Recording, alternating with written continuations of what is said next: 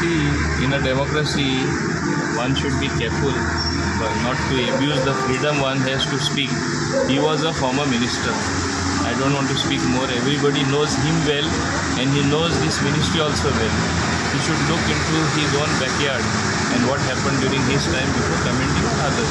My simple advice to him, don't throw stones at glass houses.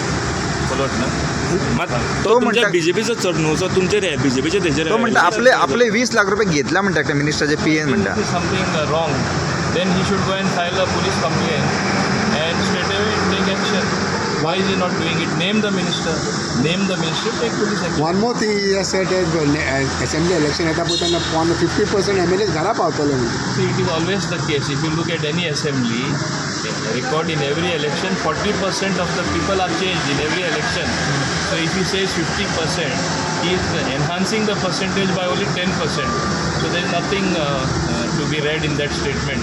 At least he is admitting that 50% will come back. That is important for us.